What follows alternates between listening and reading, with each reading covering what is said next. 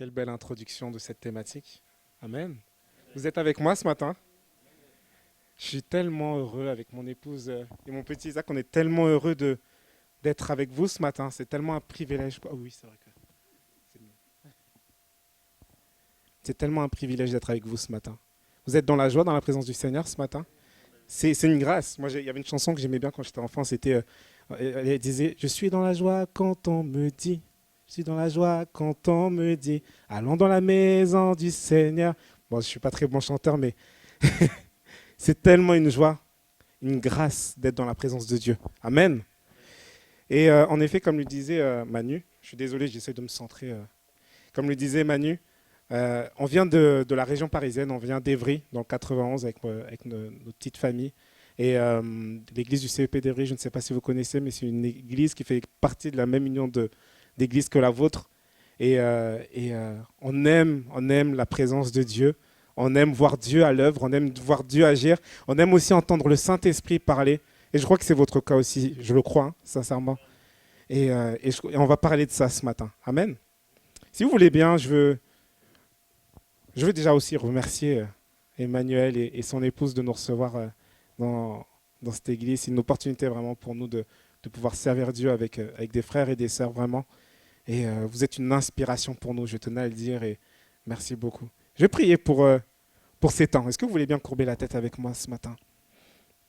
Éternel Dieu Tout-Puissant, merci pour ta grâce. Merci parce que tu es bon, Seigneur, et que tu es merveilleux dans nos vies. Merci parce que nous le chantions tout à l'heure, Seigneur, tu es puissant et Seigneur Dieu, tu es capable de faire bouger tellement de montagnes, Seigneur. Et ce matin, nous voulons te laisser toute la place et nous voulons aussi inviter le Saint-Esprit alors que nous introduisons une nouvelle thématique ce matin. Nous ne voulons pas le faire sans t'inviter premièrement. Saint-Esprit, viens prendre toute la place ce matin. Viens disposer de nos cœurs, viens disposer de notre esprit, de nos corps, Seigneur, ce matin. Prends toute la place. Seigneur, je me tais maintenant et je brise mon identité personnelle, ce que je suis. Seigneur Jésus, afin que Saint-Esprit, tu puisses venir prendre toute la place ce matin. Je prie pour que tu puisses utiliser ma bouche pour partager ta parole. Saint-Esprit, je prie pour que tu puisses maintenant disposer de mon corps et de mon âme. Saint-Esprit, je prie pour que tu viennes faire l'œuvre que le Père a voulu faire ce matin. Je le disais ce matin à l'intercession, Saint-Esprit, nous ne voulons pas recevoir ce que nous avons reçu dimanche dernier. Nous ne voulons pas recevoir ce que nous avons reçu peut-être il y a 2 dimanches ou tout au long de cette semaine, mais nous voulons recevoir la grâce particulière que tu as prévue pour ce matin. Alors viens faire ton œuvre, Saint-Esprit, lorsque tu passes quelque part, nous l'avons vu dans la parole, dans les actes, Saint-Esprit, alors que tu passes quelque part, il se passe forcément quelque chose dans la vie de quelqu'un. Et ce matin, je prie pour qu'il se passe quelque chose dans ma propre vie, je prie pour qu'il se passe quelque chose dans la vie de toute l'Église ce matin. Nous voulons être transformés. Viens nous toucher ce matin, viens nous transformer, que nous puissions repartir de ce lieu en étant différents, en étant totalement changés.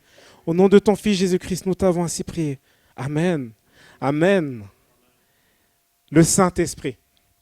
C'est un beau message et souvent quand on parle du Saint-Esprit, on pense à peut-être quelque chose, on pense peut-être à une force et tout à l'heure quand je priais, et ce matin je priais, je disais Saint-Esprit, donne-moi cette force, cette assurance pour prêcher ce matin.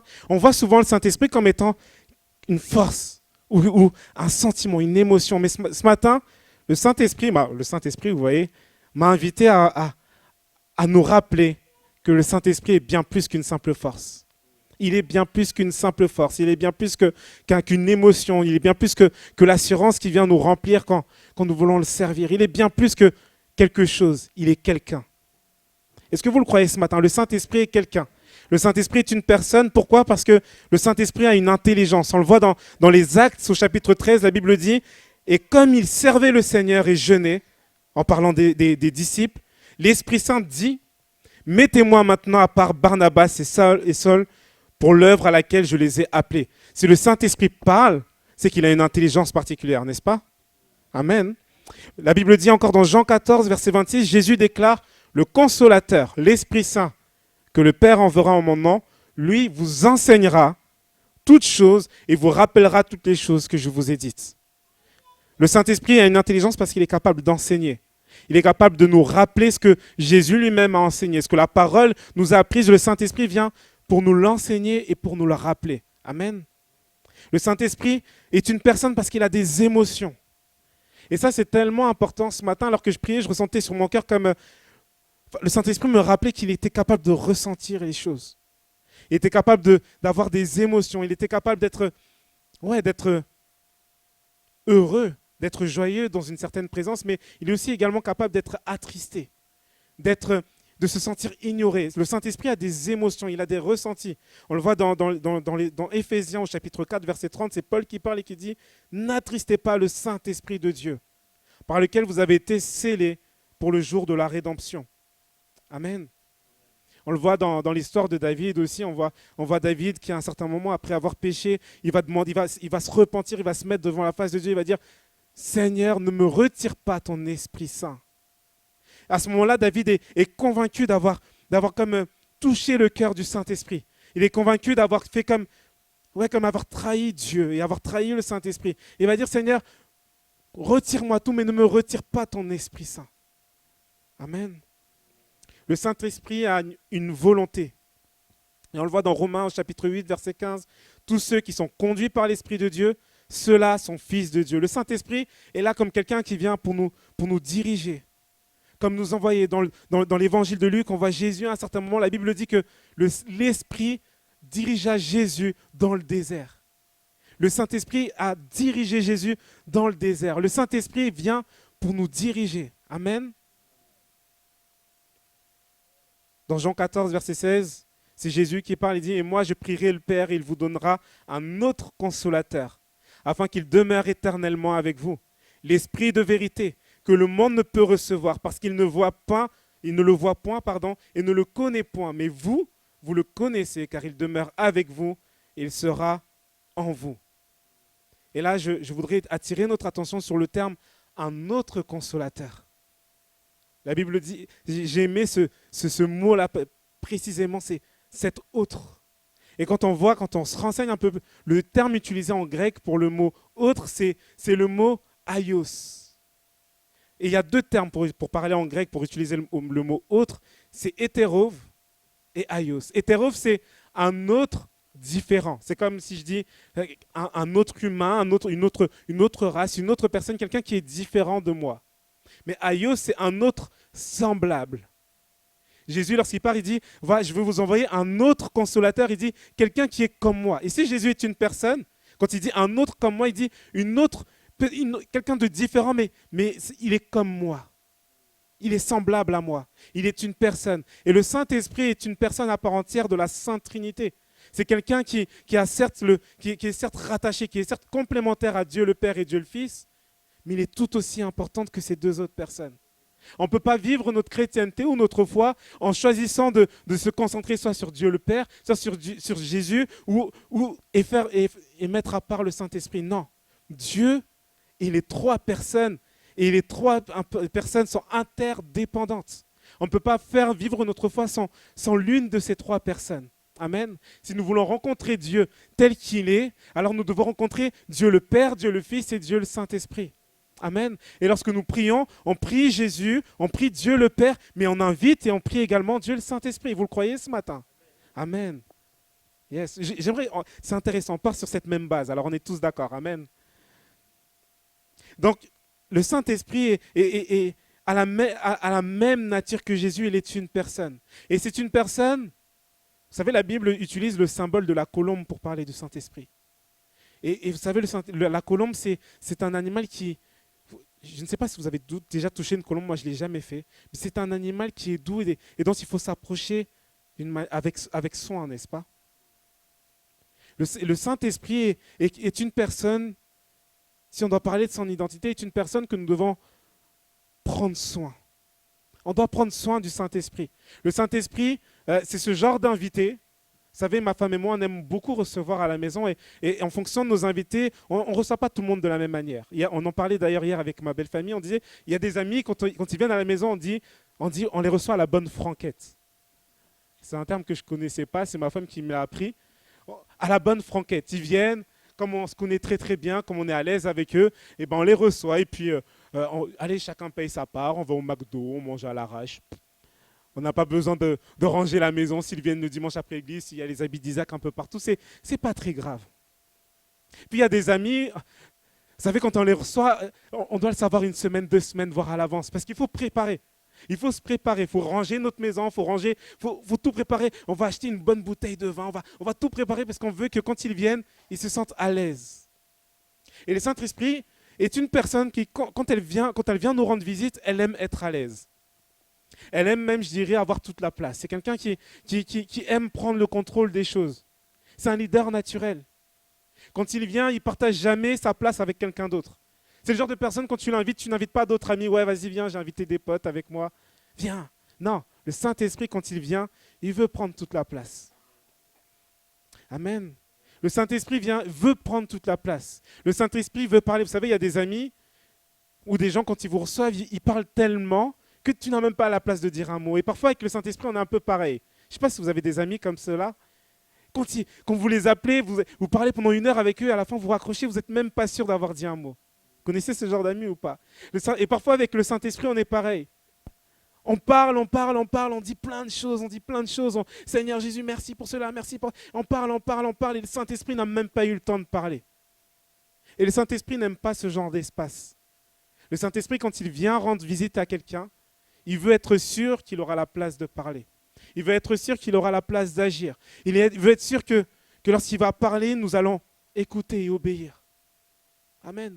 Et le Saint-Esprit ne vient pas se mélanger avec nos problèmes du quotidien, avec peut-être nos préoccupations. Vous savez, à un moment, ça me fait penser à cela, c'est Moïse qui vient, qui marche et qui va à la recherche de Dieu. Et à un moment, il vient fouler ses pieds à un endroit et Dieu va lui dire, Moïse, ôte tes sandales.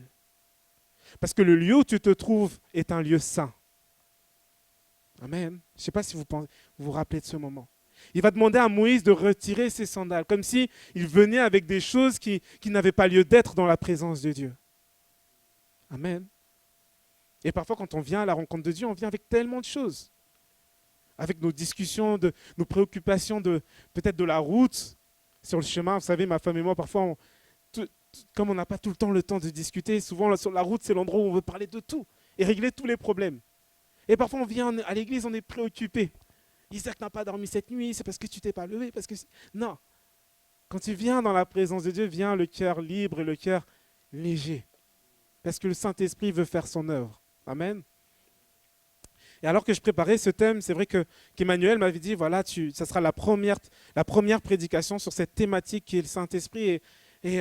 Et vous savez, quand on pense au Saint-Esprit, je le disais tout à l'heure, on pense forcément à la puissance, l'action du Saint-Esprit, peut-être même le fruit de l'Esprit. Et je préparais dans ce sens-là, et le Saint-Esprit m'a dit, écoute, avant de parler de tout ça, pour introduire ce thème, je voudrais que tu parles de 2 choses précises, de 2 choses particulières, de 2 choses qui, je dirais, sont des ingrédients indispensables pour recevoir ou pour disposer l'atmosphère au Saint-Esprit. 2 choses qui sont importantes. Et ces 2 choses, c'est l'amour de Dieu et la crainte de Dieu. L'amour et la crainte de Dieu sont 2 choses nécessaires, indispensables pour disposer l'atmosphère afin que le Saint-Esprit se sente à l'aise pour agir. Amen. L'amour de Dieu. Vous savez, si je pose la question, qui aime Dieu dans cette salle, je pense qu'on lèvera presque tous sa main. Allez-y, n'hésitez pas. Ceux qui aiment Dieu, je parle, hein, comme moi. Qui aime Dieu dans cette salle? Waouh, il y a tellement de mains levées. Je rends gloire à Dieu pour cela. Je crois sincèrement que nous aimons Dieu. Vraiment, quand on chantait ces chants, et d'ailleurs on voit l'orientation des chants qu'on a chantés ce matin, on voit que ce sont des chants qui sont dirigés vers le Seigneur Jésus, et on voit que nous aimons Jésus. Et j'entendais les chœurs chanter, et j'ai dit, waouh, encore une église où on aime Jésus. On aime Jésus, n'est-ce pas? Mais je crois que le Saint-Esprit veut que nous puissions l'aimer encore davantage. D'ailleurs, le Saint-Esprit est quelqu'un, c'est bizarre parce qu'il aime avoir toute la place. Mais la Bible dit, et c'est Jésus qui le dit, que cette autre personne va venir pour rendre témoignage de Jésus lui-même. Donc il veut avoir toute la place pour nous ramener de nouveau à Jésus. Amen. Le Saint-Esprit est quelqu'un qui vient non pas pour se vendre lui-même, mais pour promouvoir Jésus lui-même. Le Saint-Esprit vient comme pour nous inviter, nous amener à élever quelqu'un. C'est fort ça, c'est-à-dire qu'il veut toute la place, mais en même temps il veut nous rediriger vers Jésus-Christ. Amen. Et alors que nous chantons ces chants, je me dis, Seigneur Jésus, est-ce que je t'aime suffisamment ce matin? Est-ce que cet amour te suffit? Et la première chose, en effet, si on peut passer à la diapo suivante, C'est que le Saint-Esprit nous enseigne et nous rappelle, je disais, ce que Jésus dit et ce qu'il veut nous dire, ce qu'il veut nous transmettre. Amen. J'ai noté, le Saint-Esprit nous console, nous aide et plaide en notre faveur.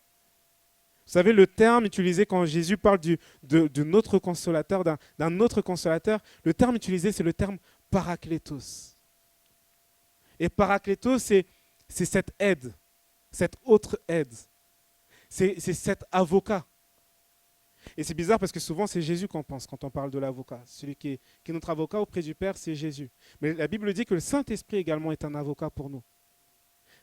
J'ai envie de vous dire qu'on a les deux meilleurs avocats de tout l'univers dans le ciel. On a les deux meilleurs avocats. On a Jésus lui-même et le Saint-Esprit qui vient pour plaider en notre faveur. Amen. Le Saint-Esprit vient pour nous donner la joie en toute épreuve. Amen. Pour nous donner la joie en toute épreuve. Je ne sais pas si vous avez déjà vécu des situations, des moments dans votre vie où vous n'aviez plus de soutien, comme plus d'appui, comme si vous étiez comme attristé ou désespéré. Vous avez l'impression que plus rien ou plus personne ne peut vous aider. Moi, ça m'est déjà arrivé. Et à ce moment-là, le Saint-Esprit prend toute la place. C'est ces moments-là que le Saint-Esprit aime. Et la Bible dit d'ailleurs que c'est Jésus qui parle. Je vais retrouver. C'est dans l'évangile de Luc. La Bible dit en ce moment même, Jésus tressaillit de joie par le Saint-Esprit. Par le Saint-Esprit. Il dit, je te loue, Père, Seigneur du ciel et de la terre, de ce que tu as caché ces choses aux sages et aux intelligents et de ce que tu les as révélées aux enfants. Jésus se réjouit et tressaillit de joie. Au fond de son cœur, il est comme joyeux, alors que, comme vous le savez, il savait qu'il allait vers la mort. Amen. Et malgré tout, dans cet instant de sa vie, Jésus a de la joie dans son cœur. Et à ce moment, le Saint-Esprit vient pour nous donner la joie en toute épreuve et en toute circonstance. Amen. Le Saint-Esprit vient pour nous apprendre à prier de la bonne manière. Vous savez qu'il est possible de mal prier. Il est possible de ne pas prier comme il se doit. Et le Saint-Esprit vient pour nous appeler. Vous savez, si on prie Dieu, si on prie Jésus, et qu'on oublie le Saint-Esprit, qu'on le met de côté, quand bien même on peut demander des bonnes choses, si nous ne prions pas comme Dieu veut que nous puissions prier, alors nous sommes complètement à côté de la plaque. Et j'insiste sur le complètement. Avec Jésus, c'est soit tu vises juste, soit tu vises complètement à côté. Et il n'y a que le Saint-Esprit qui peut nous inviter à prier d'une manière juste. Vous savez, parfois, on prie pour des choses qui sont bonnes, mais ce n'est pas la volonté de Dieu. Parfois, on va prier pour que, Seigneur, donne-moi une voiture. Mais ce n'est pas la volonté de Dieu. Parfois, tu vas prier pour demander à Dieu un tel travail. Seigneur, je veux peut-être, je ne sais pas, je veux prêcher, je veux faire de la louange, mais ce n'est pas la volonté de Dieu. Et la seule et unique manière de prier d'une manière juste et de prier selon la volonté de Dieu, c'est de prier avec le Saint-Esprit. La Bible dit, toute chose que vous demanderez en mon nom, croyez que vous l'avez déjà reçue et vous le verrez s'accomplir. Amen. Mais c'est toute chose que vous demandez en mon nom. Yes? En mon nom. Et quand on dit en mon nom, ça veut dire que c'est dans sa volonté. Toute chose que vous demanderez dans ma volonté, croyez que vous l'avez déjà reçu et vous le verrez s'accomplir. Et parfois, on est frustré. On prie pour des choses, on dit, et se rapide, c'est de ce verset d'ailleurs. On dit, Seigneur, tu vois, tu l'as promis, tout ce que je vais demander, je vais le recevoir. Mais c'est toute chose que tu demanderas en son nom, dans sa volonté, tu le verras s'accomplir. Amen. Ça me rappelle un moment dans ma vie, vous savez que prier de manière juste, c'est aussi prier de la bonne manière. Ce n'est pas juste demander les bonnes choses, mais c'est aussi prier de la bonne manière. Et je me rappelle à un moment, j'étais encore en études, à la fin de mes études, je priais pour avoir de l'alternance, pour trouver de l'alternance. Je devais trouver un stage, un emploi, et je crois il me restait plus que quelques semaines, sinon j'allais être complètement viré de l'école. J'avais fait 2 années d'études, il me restait une dernière année, et mon responsable de formation m'avait dit, écoute Alan, il ne te reste plus que 2 semaines pour trouver ton entreprise, sinon c'est out, dehors. Et je priais, je priais, je disais, Seigneur Jésus, tu ne m'as pas amené jusqu'à la fin de cette formation pour passer à côté, pour complètement échouer. Ce n'est pas possible que ce soit le fruit de tant de temps de persévérance. Ce n'est pas possible, Seigneur, si tu m'as amené jusque-là, c'est que c'était ta volonté. Je priais, je multipliais de vaines paroles, je priais, je priais. Je dis, Seigneur, et à un certain moment, alors que je priais, je me rappelle, j'avais prié, j'ai dit, non, là, ça devient, il reste plus que quelques jours, ça devient assez chaud. J'ai dit, écoute, j'étais chez mes parents, j'ai dit, je vais aller chez le pasteur Cyril, je ne sais pas si vous connaissez, c'est mon pasteur de notre église locale. J'ai dit, je vais aller chez lui, et puis je vais prier là-bas, parce que mes parents me saoulaient en disant, voilà, il te reste quelques jours pour trouver ton entreprise, t'as envoyé tes CV. Vous savez, quand les parents commencent à être inquiets, presque tu sens l'oppression de tes parents. Et j'ai dit, non, je vais aller chez mon pasteur, et je vais aller prier à la maison chez lui, ou moi, là-bas, je serai tranquille.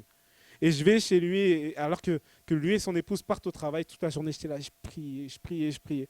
Et à un moment, Dieu me dit, Alan commence à prier en langue. Vous croyez au parler en langue dans cette assemblée ou pas? Waouh, super.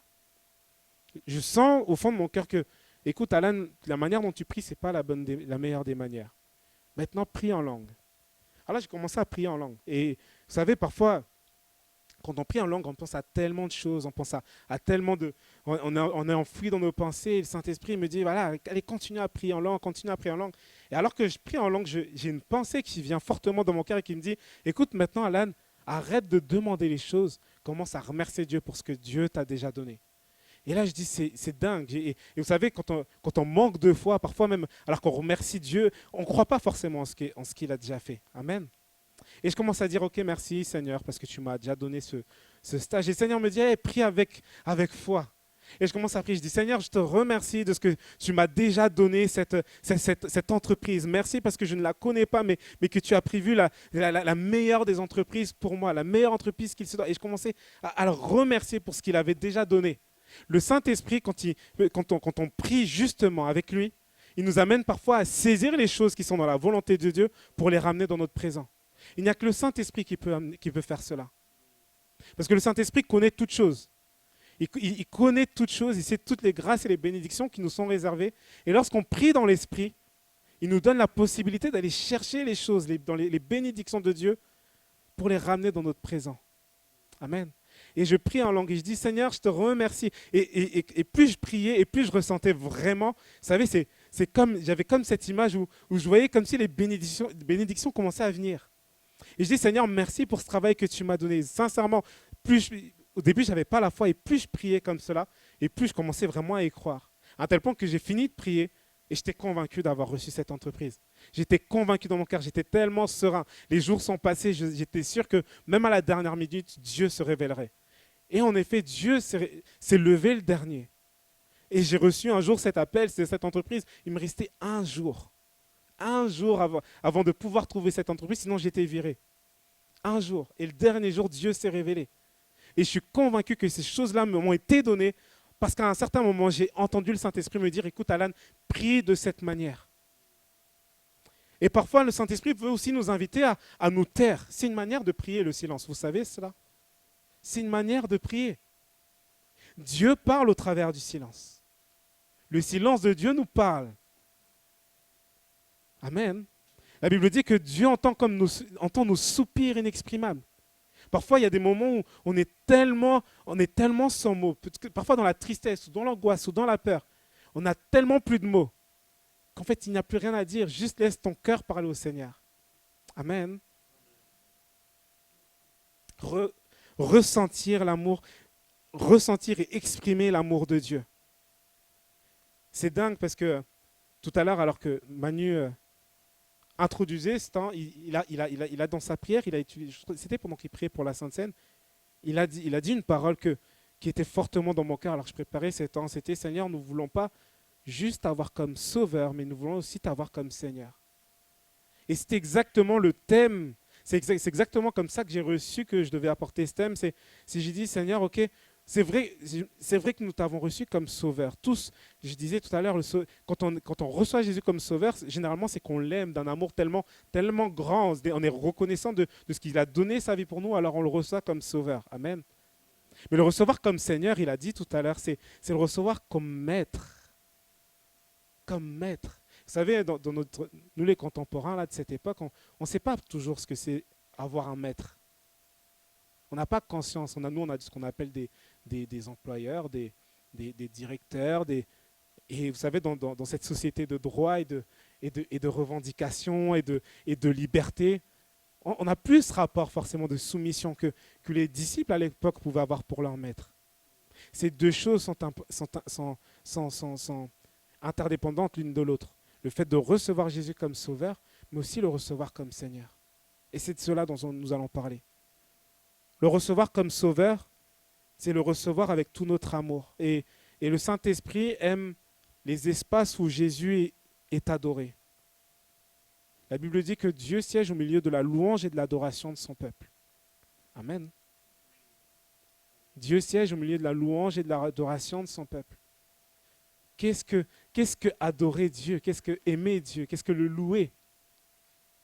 Est-ce que vous louez Dieu dans votre maison? Est-ce que vous louez Dieu dans votre cœur?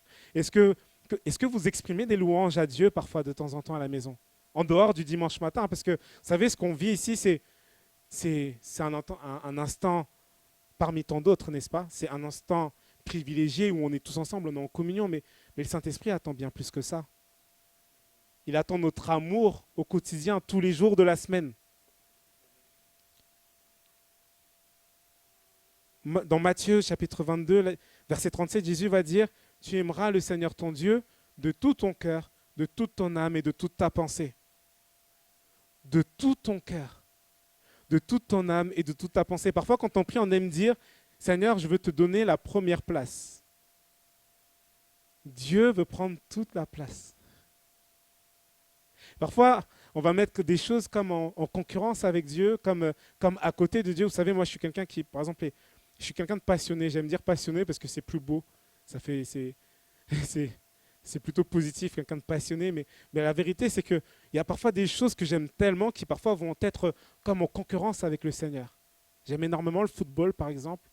Et ma femme, parfois, elle me dit, écoute, Alan, là, tu passes trop de temps à regarder le foot, à regarder les infos sportives, etc. Et là, quand elle me dit ça, je me rends compte que c'est le Seigneur peut-être qui est en train de me parler, qui est en train de me dire, écoute, il y a peut-être un truc qui est en train de mal faire, là. J'aimerais te poser la question, je ne sais pas si c'est ma femme qui a dit Amen. Jusqu'au bout. Hein. Vous savez comment on évalue la relation de quelqu'un? Vous savez comment on peut évaluer une relation qu'on peut avoir avec quelqu'un? Comment on peut l'évaluer, savoir si c'est une bonne ou une mauvaise relation? La meilleure manière pour évaluer une relation, c'est de savoir le temps que nous passons avec cette personne. Si je passe beaucoup de temps avec mon épouse, vous allez vous douter que je l'aime. Yes, n'est-ce pas? Et là, les conjoints pensent au temps qu'on passe avec notre chéri, notre aimant. Plus tu passes du temps avec ton époux, plus tu passes du temps avec ton épouse, et plus c'est un indicateur du fait que tu l'aimes davantage, que tu l'aimes plus, n'est-ce pas? Moins tu passes du temps avec, et plus on peut se poser des questions. Et il y a des couples, moi je me rends compte, de plus en plus en faisant des entretiens pastoraux, je me rends compte que souvent la problématique des hommes ou des femmes, c'est de se dire, écoute, ma femme ne me laisse pas assez de temps pour moi. Ou des femmes vont te dire j'ai besoin de plus de temps pour moi. Jamais on va entendre des couples dire moi j'aimerais passer plus de temps avec ma femme. C'est vrai ou pas? Ou c'est juste dans mon église à Ivry? C'est souvent ça qu'on entend. Hein. J'ai besoin de plus de temps pour moi. J'ai besoin de me retrouver avec mes potes. Moi je le vois avec mes collègues au travail. Je suis étonné, d'ailleurs j'en parle souvent avec ma femme. Je me dis mais vous savez, je suis éducateur spécialisé, je termine très tard. Je suis dans des horaires où on peut terminer très tard. Je termine parfois à 21h, 22h. Et je suis étonné parfois de voir certains collègues de travail, il est 22h. On a fini notre tournée, puis ils sont là à discuter, continuer à papoter, à fumer la cigarette sur le balcon, et comme s'ils n'avaient pas envie de rentrer chez eux. Alors que moi, je pense qu'à une chose, c'est le moment où je vais rentrer chez moi, je vais retrouver ma femme et mon fils, et je me dis, mais Seigneur, est-ce qu'ils aiment vraiment leur domicile? Est-ce qu'ils aiment vraiment les personnes qui s'y trouvent? Est-ce qu'ils aiment vraiment leur... Et en fait, on peut évaluer la qualité de relation de quelqu'un, que nous avons avec quelqu'un, par le temps que nous allons passer. Et là, je te pose la question. Quel est le temps que tu passes avec le Seigneur? Quel est le temps que tu passes avec le Saint-Esprit? Combien de temps tu passes? Est-ce que tu peux même quantifier le temps que tu passes avec le Seigneur dans la semaine? Je ne parle pas le dimanche matin.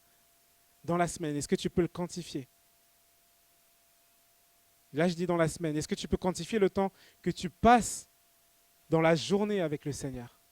Est-ce que tu peux l'évaluer? Est-ce que tu peux dire, OK, vu que j'aime le Saint-Esprit, que j'aime Dieu de tout mon cœur, ou que c'est la personne qui prend toute la place dans ma vie, est-ce que tu peux dire, est-ce que tu peux témoigner et dire que tu passes toute ta journée avec le Seigneur? Je vous pose cette question, je me pose aussi la question à moi-même. N'est-ce pas ça, aimer Dieu de tout son cœur, de toute son âme et de toute sa pensée? N'est-ce pas de passer tout notre temps avec le Seigneur? Est-ce qu'on peut travailler, être au travail avec le Saint-Esprit? Est-ce que c'est possible? Moi, je le crois vraiment. Est-ce qu'on peut le faire? Lorsqu'on a des collègues de travail, peut-être ils commencent à commérer ou parler en mal de certains collègues. Vous savez, c'est quelque chose qu'on voit souvent dans nos travails, n'est-ce pas? Parler mal de notre patron, parler mal de notre chef de service. Lorsque ces hommes et ces femmes le font, est-ce que tu es encore en communion avec le Saint-Esprit? Quelle est ta position dans ce type de situation? Mais c'est ça, communier avec le Saint-Esprit. Lorsque tu es avec ton épouse, alors que tu parles et alors que tu communiques avec ton épouse, est-ce que le Saint-Esprit est encore avec vous? Lorsque tu regardes la télé, lorsque tu allumes ton écran ou lorsque tu es sur ton ordinateur, est-ce que le Saint-Esprit est encore à l'aise dans ta présence? Est-ce qu'il est encore avec toi? Et je crois réellement que le Saint-Esprit, parfois, quitte nos maisons ou quitte nos vies parce qu'il ne se sent pas à l'aise dans certains instants. Il ne se sent pas à l'aise dans certaines de nos discussions. Il ne se sent pas à l'aise dans certaines séries qu'on regarde à la télé. À l'ère de Netflix, pour les plus jeunes ou les moins jeunes, je pense que Netflix, il y a pas mal de choses. À l'ère de toutes ces séries télévisées, à l'ère de tous ces programmes télévisés, est-ce que le Saint-Esprit est encore à l'aise dans sa relation, dans sa communion avec toi? Il y a, dans le livre de l'Apocalypse, il y a un moment, dans le chapitre 2, verset 2, on va le lire ensemble. C'est Dieu qui parle et qui dit « Je connais tes œuvres », il parle à l'église d'Éphèse. « Je connais tes œuvres, ton travail et ta persévérance. Je sais que tu ne peux supporter les méchants, que tu as éprouvé ceux qui se disent apôtres et qui ne le sont pas, et que tu les as trouvés menteurs, que tu as de la persévérance, que tu as souffert à cause de mon nom et que tu ne t'es point lassé. Mais ce que j'ai contre toi, et c'est là que je veux attirer votre attention, ce que j'ai contre toi, c'est que tu as abandonné ton premier amour. Ce que j'ai contre toi, c'est que tu as abandonné ton premier amour. Je ne sais pas si vous vous rappelez de... Moi, quand je pense à ce premier amour, je repense à mes premiers instants d'amour avec le Seigneur. Je me rappelle à ces moments que j'ai tant chéri lorsque je venais de me convertir. Vous savez, quand on se rend compte de l'amour de Dieu à notre égard, on est comme tombé à terre et on dit Seigneur Jésus, wow, tu as fait tellement pour moi. Et on devient comme fou. Et Zéléchie a déjà été hyper zélé dans sa vie, juste après sa conversion.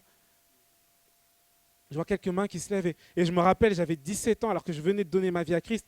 Je voulais bouleverser, je voulais changer le monde pour Jésus. J'étais tellement transformé par son amour que je voulais tout enflammer. Je me rappelle, je monte dans mon bus au lycée, juste après ma conversion, après un week-end de fou dans la présence de Dieu. Je monte dans le bus le lundi matin et je vois tous ces jeunes dans mon bus pour aller au lycée. Et je dis, mais Seigneur, ces gens ont tellement besoin de toi.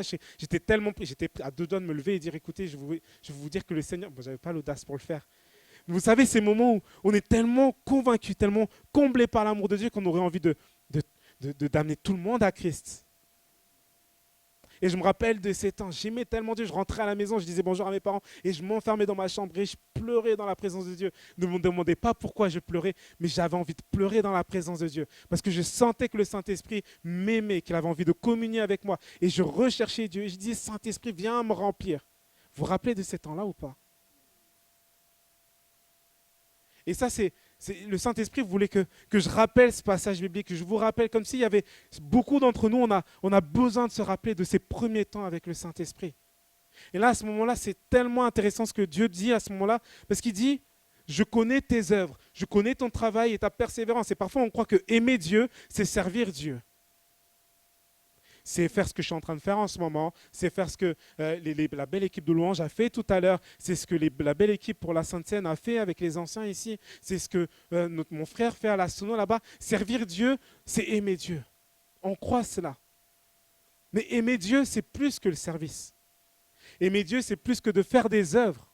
Et c'est fort parce que quand Dieu parle à ce moment-là, on ressent comme l'amour et la reconnaissance que Dieu a envers cette église. Il dit, je reconnais tes œuvres, je reconnais ton travail, je reconnais ta persévérance, je reconnais que tu ne peux pas supporter les méchants. L'église d'Éphèse était une église qui combattait contre le mal. C'est une église qui n'aimait pas le péché, alors que beaucoup d'autres peuples avaient comme des idoles au sein de leurs assemblées. L'église d'Éphèse, elle, était attachée à ce que la volonté de Dieu se fasse dans leur lieu, était attachée à la parole de Dieu. Mais Dieu va dire, écoute, je vois tout cela, je vois tous tes efforts, je connais ton cœur. Je vois que tu as de la persévérance et que tu as même souffert à cause de mon nom et que tu ne t'es point lassé. C'est-à-dire que Dieu voit notre cœur pour le service. Mais il dit, mais ce qui m'attriste, ce que j'ai contre toi, ce que j'ai à te reprocher, c'est que tu as abandonné ton premier amour. C'est que tu ne m'aimes plus comme avant. Tu ne chéris plus autant ma présence. Tu n'aimes plus autant ces rendez-vous qu'on avait, toi et moi, alors que tu ne servais pas encore le Seigneur, alors que tu n'étais pas encore pasteur, alors que tu n'étais pas encore diacre ancien et toutes ces autres fonctions qu'on peut nous donner, alors que tu n'as plus cet amour que tu avais pour moi. Et parfois, vous savez, et je me rends compte alors que j'ai bientôt 30 ans, je n'ai pas tant d'années de conversion que ça, et je me rends compte que plus les années passent, et plus la routine s'installe, et plus notre amour se délète. C'est comme ça qu'on dit, se délite, merci. Notre relation avec le Seigneur s'effrite. Et vous savez, on est comme ce conjoint ou cette conjointe qui lorsqu'elle se retrouve avec son mari ou avec sa femme, n'a plus rien à lui dire. Il n'a plus d'émotion, il n'a plus de ressenti. Et parfois, on est dans la présence de Dieu, même comme là, le dimanche matin, et on est comme asséché d'amour. Vous savez, j'aime cette comparaison. Vous savez, Jésus parle de nous comme étant son épouse. Donc, on voit cette comparaison que Dieu nous compare comme quelqu'un, que c'est cet être cher que nous pouvons aimer. C'est pour ça que je fais beaucoup de comparaisons avec l'amour qu'on peut avoir pour une femme ou pour un homme, pour un mari. On se rend compte que la relation que Dieu veut avoir avec nous, c'est une relation d'intimité. Une relation d'amour, d'un profond amour. Et moins on va passer du temps avec lui, et plus cet amour va s'effriter. Amen. Cette église était active, elle luttait contre toutes sortes de déviances, elle combattait et haïssait le péché, mais elle avait abandonné ses premières œuvres, son premier amour. Et j'ai écrit, cette église était un peu comme Marthe. Vous savez, cette femme qui, alors que Jésus est dans sa maison, va passer son temps à faire la vaisselle. La Bible dit, elle va passer son temps à faire tous les soins domestiques. Elle va faire la vaisselle, elle va passer la serpillière, faire passer le balai. Et la Bible dit que Marthe va comme envier ou comme être jalouse vis-à-vis de Marie. Parce que Marie, qu'est-ce qu'elle est en train de faire à ce moment-là? La Bible dit qu'elle est au pied de Jésus. Et elle écoute Jésus parler.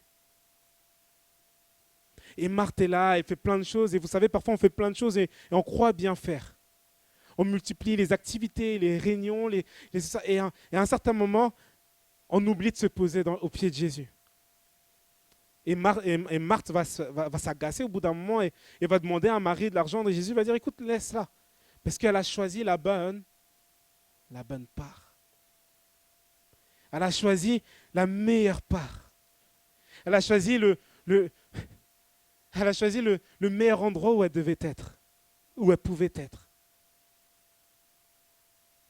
Et je crois réellement que l'amour de Dieu doit primer au-delà de toutes nos activités, au-delà de toutes nos œuvres, au-delà de tout ce que nous pouvons faire, comme pour démontrer l'amour qu'on a envers lui. Parfois, juste être dans sa présence, c'est ce qui lui suffit.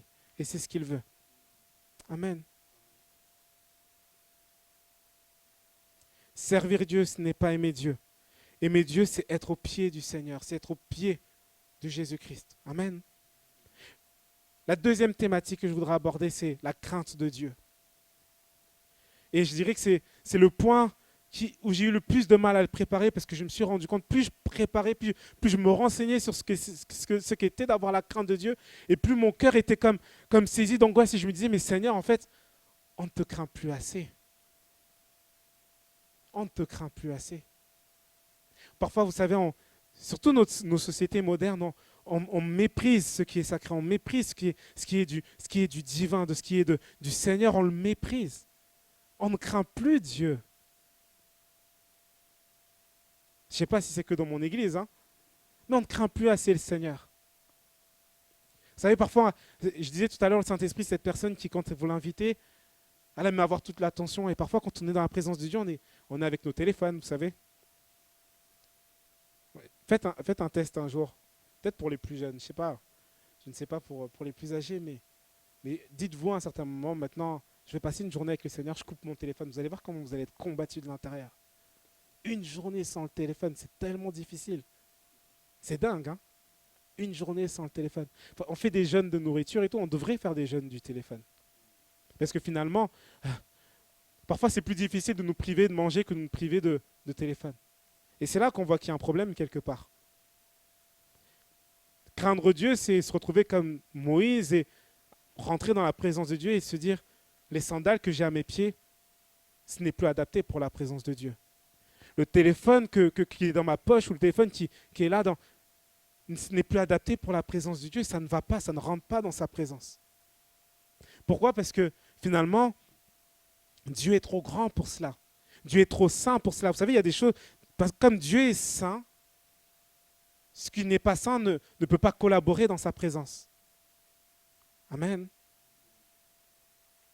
Vous savez, la crainte, c'est un mot qu'on n'aime pas utiliser pour parler de Dieu. Et on aime utiliser ce verset, d'ailleurs, je crois que c'est dans les Corinthiens où on dit l'amour ne craint pas. Mais là, on parle plus de la crainte qui est liée à la peur. Sauf que la crainte, quand on parle de la crainte de Dieu, on ne parle pas de la peur. On ne parle pas de quelqu'un qu'on veut fuir, comme Adam et Ève, à un certain moment, dans le jardin d'Éden, se sont cachés parce qu'ils avaient péché. Et du coup, ils ont eu peur de Dieu, ils ont eu peur du jugement. Je ne parle pas de cette peur-là, je ne parle pas de cette crainte-là. La crainte de Dieu, je parle du fait que on craint Dieu parce qu'on réalise à quel point il est grand, à quel point il est puissant. Vous savez que plus on loue Dieu, normalement, plus on se rend compte des bienfaits qu'il fait dans notre vie et plus naturellement on devrait craindre Dieu. Si Dieu était là dans cette pièce, on ne pourrait même pas le regarder face à face. On tomberait aveugle, on serait comme ébloui par sa présence et on tomberait face contre terre. Si Dieu était là, mes amis, est-ce que Dieu est là dans cette salle? Et parfois, vous savez, dans mon église à Évry, je dis, c'est pas votre église, c'est plus la mienne.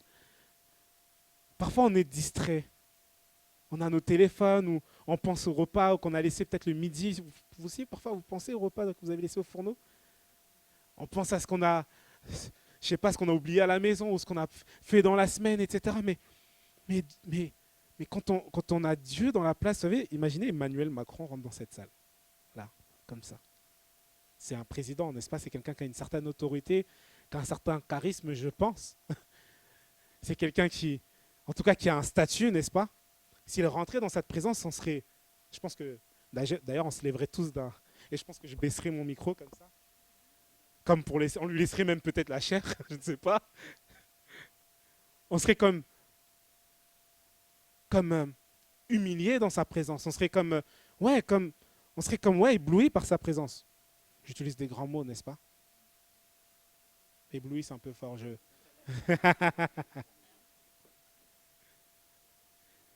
Alors, ayons conscience ce matin, je ne sais pas, hein, ouvrons les yeux de nos cœurs et prenons conscience que nous n'avons pas le président de la République, mais on a un roi dans cette salle. Un roi. Non, on n'a pas un simple roi, on a le roi des rois. On n'a pas le roi des rois, on a aussi le Seigneur des seigneurs. Celui qui est au-dessus de toute autorité, sur la terre comme dans le ciel. On parle de cette personne, n'est-ce pas? S'il était réellement dans ce lieu. Et parfois, j'ai l'impression que nos louanges ne sont pas à sa hauteur. J'ai l'impression que mes mots ne sont pas à sa hauteur, et je pense qu'elles ne le seront jamais. Mais parfois, j'ai comme l'impression qu'on est comme froid dans la présence de Dieu. Et vous savez, plus on va rechercher le Saint-Esprit, plus on va être libre dans la présence de Dieu. Rappelez-vous David, alors que David c'est ce que c'est de souffrir parce qu'il n'y a plus le coffre de l'alliance dans le peuple. David est là comme attristé, et là le coffre de l'alliance revient au sein du peuple. Vous vous souvenez ce que David a fait? Vous vous souvenez à quel point il était heureux de ce que la présence de Dieu revenait dans son peuple? La Bible dit que, alors qu'il avait son statut, son identité de roi, David va commencer à louer Dieu, à s'exclamer au point qu'il va en perdre ses vêtements. Mais il s'en fichait. Il s'en fichait parce que ce qui était plus important pour lui, c'était quoi? La présence de Dieu. Amen. Et parfois, on est comme enfermé peut-être dans notre timidité ou notre crainte de parler, d'élever la voix et de dire Seigneur, je te bénis, mais mes amis, je ne sais pas qui est à votre gauche ou à votre droite, je ne sais pas si c'est Emmanuel Macron ou quelqu'un d'autre, mais j'aimerais vous dire que la présence de Jésus est tellement plus grande qu'elle devrait te pousser à l'adorer, à le louer, peu importe ce qui se passe à tes côtés. Peu importe. Peu importe. Et parfois, vous savez, ce qui manque dans nos vies pour pouvoir être libre dans la présence de Dieu, c'est d'être conscient des bienfaits qu'il y a dans notre vie, venant de sa part. On manque parfois de reconnaître ce qu'il fait dans nos vies. On manque de reconnaître sa présence dans nos vies. Et je crois que quand on reçoit Jésus comme Seigneur et Sauveur, il y a forcément des actions du Saint-Esprit dans nos vies. Il y a forcément des raisons pour lesquelles vous devriez vous réjouir ce matin. Je parlais tout à l'heure, je crois, avec Franck Meyer, c'est ça? Et je disais, je connaissais son nom de famille parce que je connaissais toute la lignée derrière lui, je connaissais tous ses enfants qui servent le Seigneur. Et je dis, mais n'est-ce pas une grâce de Dieu? N'est-ce pas une grâce de Dieu? Qui est venu en famille ce matin? Ou ne serait-ce qu'avec un mari, une femme? Est-ce qu'on peut lever la main? N'est-ce pas une grâce de Dieu de pouvoir venir en famille louer Dieu? Vous savez, je connais des hommes et des femmes qui prient tous les jours, alors qu'on est dans l'intercession toutes les semaines après semaine. Ils ne prient pour qu'une chose, c'est que leur famille vienne au Seigneur. Amen. Et nous avons la grâce de venir en famille dans la présence de Dieu. C'est une grâce. Je connais des hommes, des femmes qui viennent sans leur conjoint à l'église. Et c'est tellement dur. On voit parfois même la souffrance souvent ce sont je sais pas pourquoi, des femmes qui souffrent dans leur cœur, dans la prière, parce que leur mari préfère rester à la maison. Et on sent la souffrance dans leur cœur. N'est-ce pas une grâce de pouvoir venir en couple ou en famille dans la présence de Dieu? Amen. Et plus tu te rends compte de ce que Dieu fait pour toi, et plus tu as comme de la crainte envers lui. La Bible dit dans Éphésiens 4, verset 20, « Remerciez constamment Dieu le Père pour tout, au nom de notre Seigneur Jésus-Christ, soumettez-vous les uns aux autres dans la crainte de Dieu. » Souvent la crainte, on va la lier à, comme si, souvenez-vous du jugement qui vous attend, souvenez-vous de l'enfer qui peut vous être réservé, et restez dans... Non, là il nous dit, remerciez constamment Dieu le Père pour tout.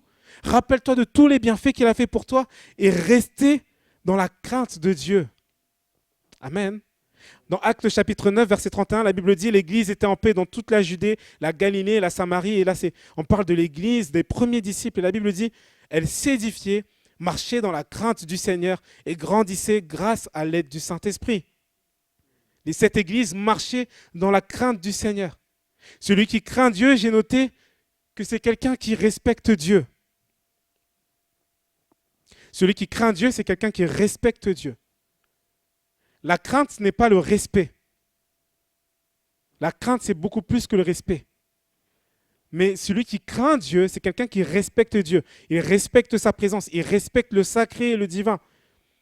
Parfois, nous sommes au culte et je disais, on pense au match de foot. Moi, je pense au match de foot souvent. Souvent, les matchs de foot, c'est le dimanche et le week-end. Et tu penses au match de foot. Nous pensons à nos discussions, etc., etc. Mais quand on craint Dieu, on respecte Dieu. Celui qui craint Dieu obéit au Saint-Esprit. Amen. Celui qui craint Dieu obéit au Saint-Esprit. Le Saint-Esprit se détache des personnes qui ne l'obéissent plus à la parole de Dieu. Vous savez cela? Je crois que quand on donne sa vie à Christ, on reçoit automatiquement le Saint-Esprit dans nos cœurs. Mais on peut perdre le Saint-Esprit. On peut perdre la présence de Dieu. Celui qui craint Dieu obéit au Saint-Esprit. Et on peut le voir dans la vie d'Abraham, cet homme qui est prêt en fait à un certain moment à obéir à Dieu, peu importe ce qu'on lui demande. On lui dit quitte ta patrie, quitte l'endroit où tu te trouves et va. Il ne sait pas où il va, mais il obéit à Dieu. Amen. Mais à côté de ça, on peut voir l'histoire de Saül. Et tout à l'heure, je disais des choses justes, des choses bonnes qu'on peut faire sans qu'elles soient pour autant dans la volonté de Dieu.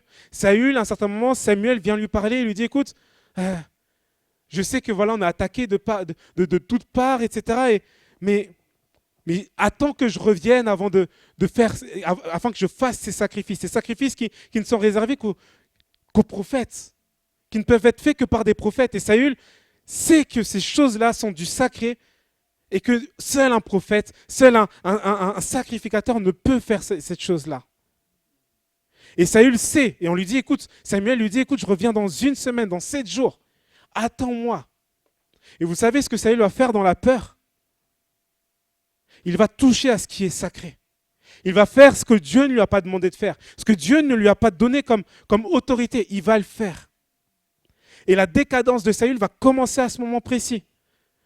Plein de choses mal vont lui arriver dans sa vie. Et d'ailleurs, une malédiction va tomber sur sa vie. Et Samuel, quand il va arriver, il va lui dire, mais quelle chose insensée as-tu fait? Pourquoi as-tu fait ça? Et à cause de cela, sache que ton règne ne durera pas. La malédiction va suivre Saül simplement parce qu'il a cru faire une bonne chose. Il a cru faire ce qui était nécessaire de faire. Et en faisant cela, il a désobéi à la parole de Dieu. Celui qui craint Dieu obéit au Saint-Esprit, obéit à Dieu. Et parfois, on va prendre la parole alors que nous n'avons pas à prendre la parole. Parfois, on va prendre des places qui ne sont pas les nôtres. Parfois, on va prendre des statuts qui ne sont pas les nôtres. Parfois, on va vouloir passer au-delà de ce que le Seigneur nous a dit de faire. Quand je préparais ce message, je disais tout à l'heure, j'avais envie de parler de la puissance, j'avais envie de parler, et je disais à ma femme, je sens que il y a des choses que je ne dois pas aborder ce matin.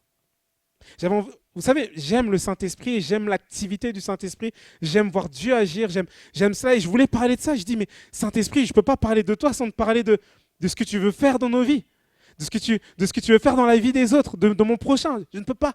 Et Saint-Esprit m'a dit, écoute, aujourd'hui, parle que de l'amour et de la crainte. Et ça m'a fait mal, je vous le dis. Mais j'ai dû supprimer toute cette partie. Il m'a dit, aujourd'hui, c'est l'amour et la crainte de Dieu. Et mon fils, il pleurait toute la nuit, il pleurait. J'écrivais, je préparais mes dernières notes et je sens Dieu qui me dit, écoute, si tu veux dormir tranquillement, supprime cette partie. Je vous assure, j'ai supprimé cette partie, mon fils arrêtait de pleurer. J'ai dit, waouh. Vraiment, hein, ma femme avait là, elle pleurait, elle témoignait. Obéissons au Saint-Esprit. Amen. Celui qui craint Dieu et le diable et ses œuvres. Amen. Celui qui craint Dieu et le diable et haït ses œuvres. Celui qui craint Dieu et le péché.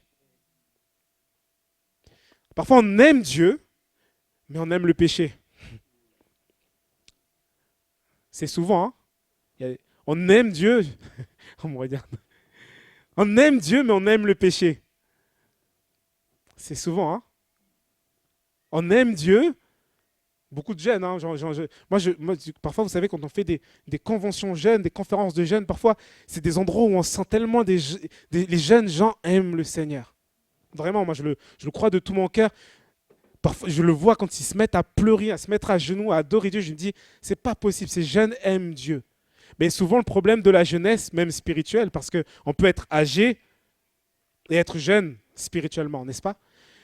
Souvent, le problème des jeunes, spirituellement parlant, c'est qu'on aime Dieu, mais on aime encore le péché. Sauf que la volonté de Dieu, c'est que nous puissions détester. Je dis bien détester, je n'ai pas dit tolérer ou... C'est détester le péché. Vous savez, quand Dieu parle à Lot, dans Genèse, Dieu parle à Lot et va lui dire, écoute, prends ta femme, prends tes enfants, prends tes gendres et quitte Sodome et Gomorrhe. Amen. Quitte Sodome et Gomorrhe et la Bible va dire, Dieu va lui dire, écoute, ne tourne pas tes yeux en arrière.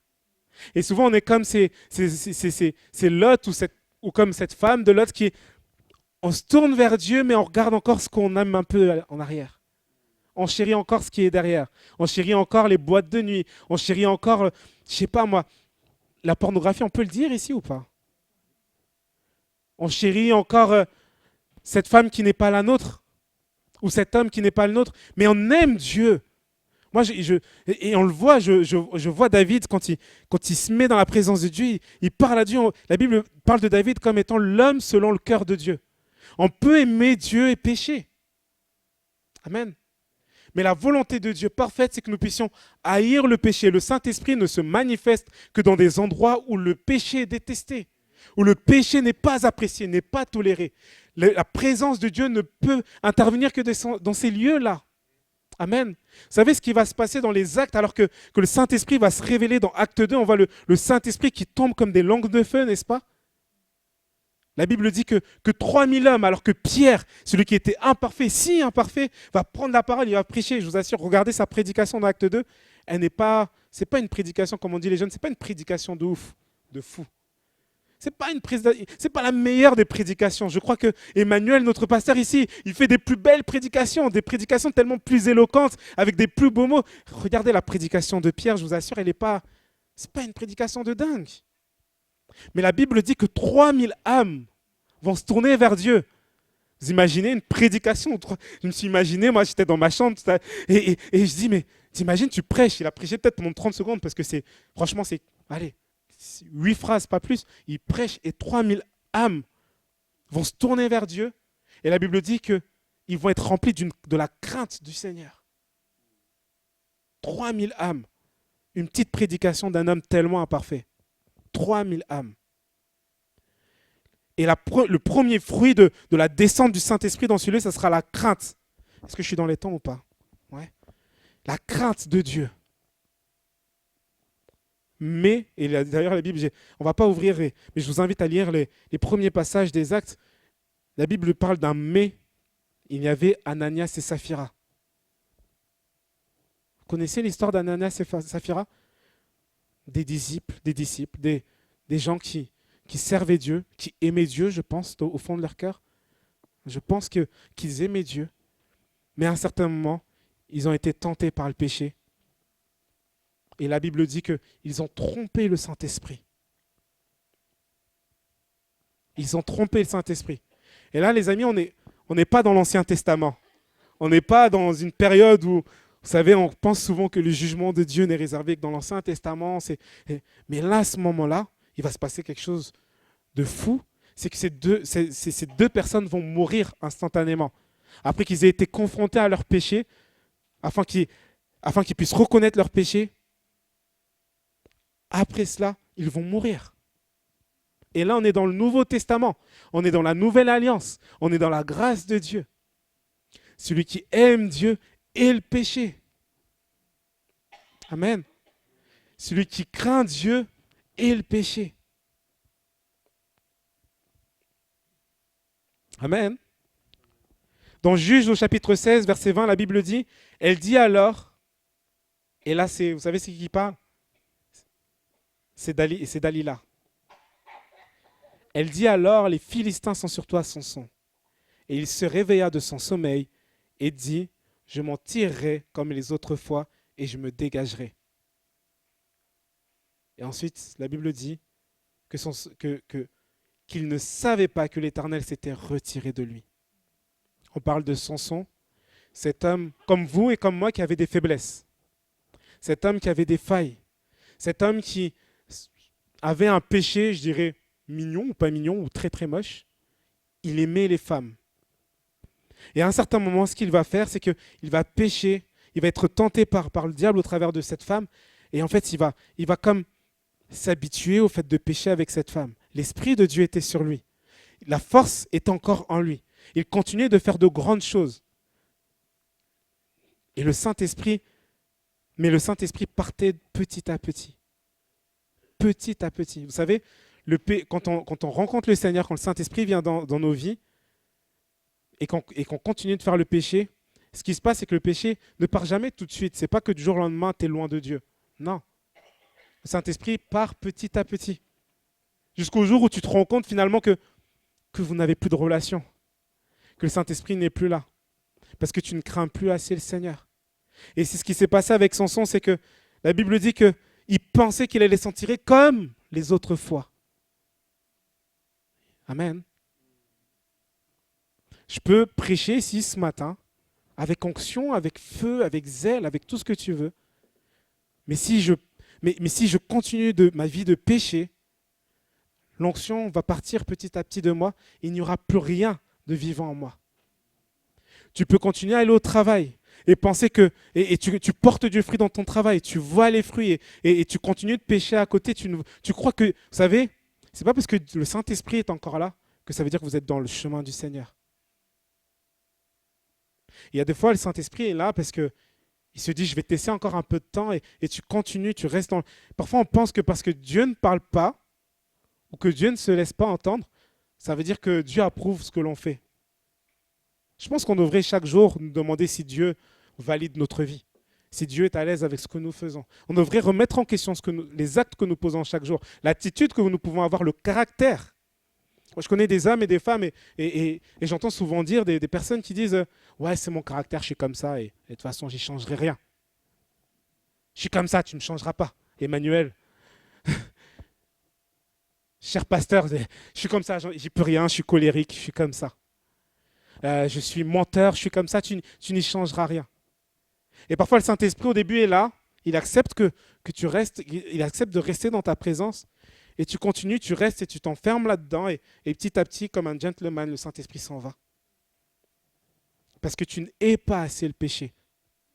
Celui qui craint Dieu veut changer, veut être complètement transformé. La Bible dit, dans 2 Corinthiens 3, verset 18, nous tous qui, le visage découvert, contemplant comme dans un miroir la gloire du Seigneur, nous sommes transformés et en la même image, de gloire en gloire, comme par le Seigneur l'Esprit.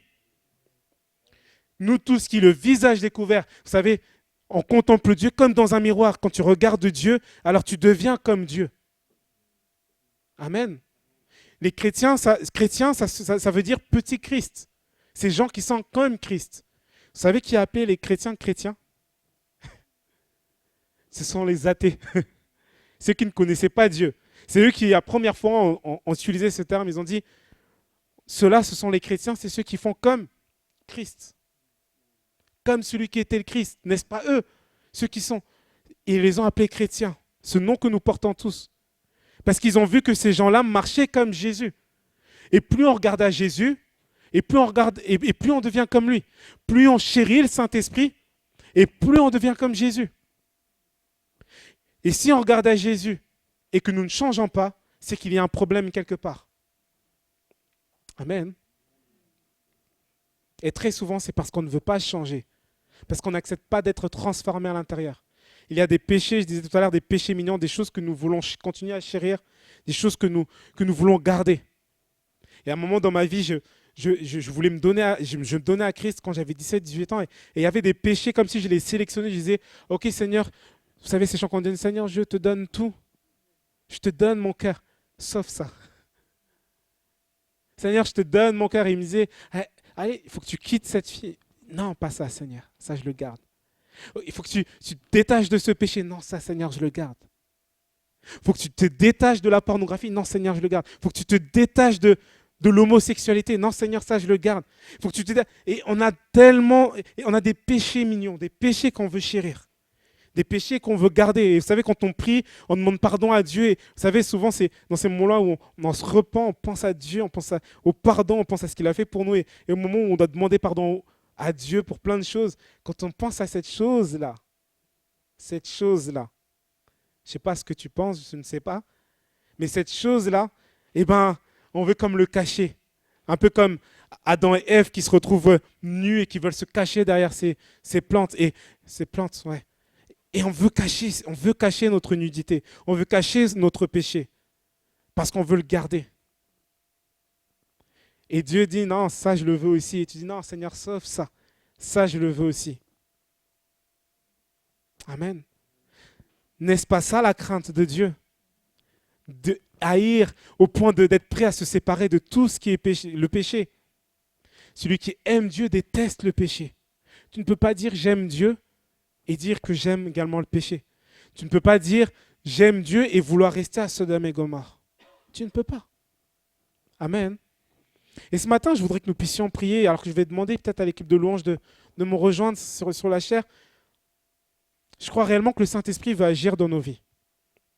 Vraiment, je le crois que le Saint-Esprit veut nous remplir. Et c'est d'ailleurs le message que j'avais sur mon cœur avant d'aller dans cette direction. Je crois réellement que la volonté du Saint-Esprit, c'est de nous remplir et même plus, j'irais même nous revêtir. Vous savez, Jésus, dans l'évangile de Luc, au chapitre 4, la Bible dit que le Saint-Esprit va diriger Jésus dans le désert. Mais à la fin de ce passage, la Bible dit que, alors qu'il a été tenté dans le désert par le diable, alors qu'il a été prouvé par toutes sortes d'épreuves, la Bible dit que Jésus va repartir en étant revêtu de l'Esprit. Jésus rentre dans le désert en étant rempli du Saint-Esprit et il en sort en étant revêtu du Saint-Esprit. Amen. Et je crois que la volonté de Dieu, c'est que nous soyons tellement remplis de la présence de Dieu, tellement. Vous savez, on est comme des récipients, que nous soyons tellement remplis qu'à un certain moment, ça déborde. Vous savez ce qui se passe quand un contenant déborde de son vase? Alors naturellement, ça déborde. Et ça commence à toucher à tous les espaces autour de nous, à toucher les autres, à témoigner de ce que Dieu fait pour nous. Ça commence à guérir peut-être des personnes qui sont autour de nous, peut-être à convertir peut-être même nos familles, nos proches, à rendre Dieu véritable dans nos familles, dans nos foyers, dans notre église. Ça déborde tellement qu'en fait, il ne s'agit plus que de nous, mais de tous ceux qui sont autour de nous.